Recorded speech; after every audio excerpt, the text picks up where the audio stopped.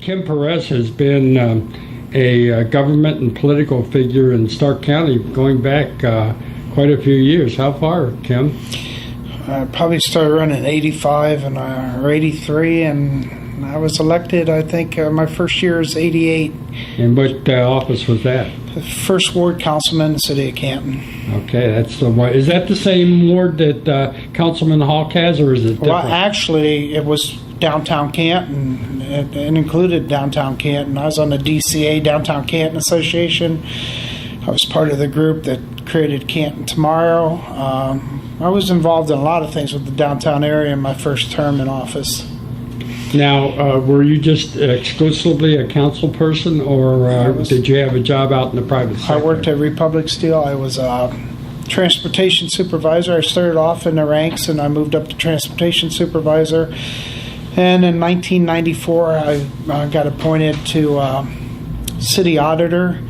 I won by one vote by the precinct committeeman over in Doncaster, as a matter of fact, and that was, that was in 1994, and then 2004 I ran for county auditor, and I became the county auditor, and then I lost re-election when most Democrats lost, and there was other conflicting things in the treasurer's office in the county at the time, but I was a county auditor.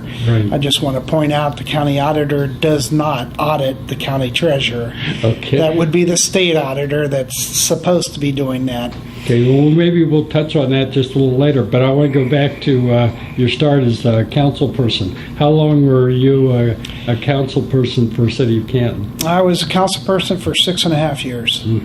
And during that time, what is the most memorable thing that occurred in Canton City government from your perspective as a council person?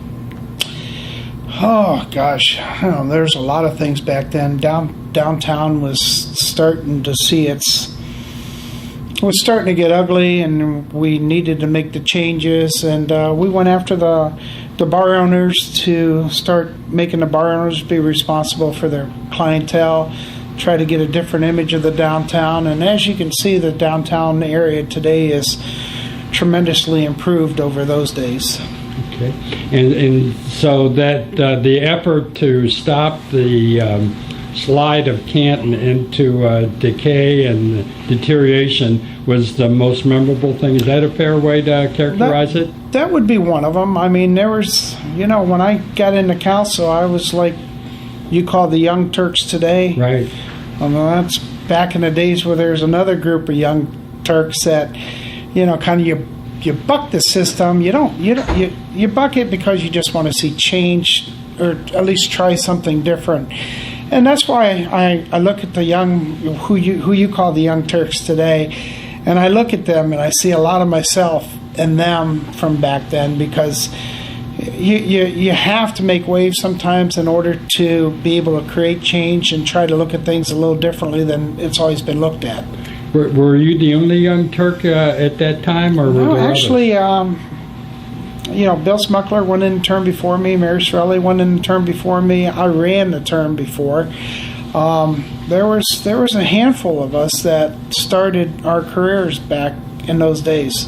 And you see that collection of council persons as being difference makers for the city of Canton? I think we all had impact one way or another in the city of Canton on making some changes and doing some things that were, different from the people prior to us. So to me, if you're elected official, the day that you think that you've done all you can do is the day you become stagnant. And when you become stagnant, you're not helping your citizens or yourself or anybody grow.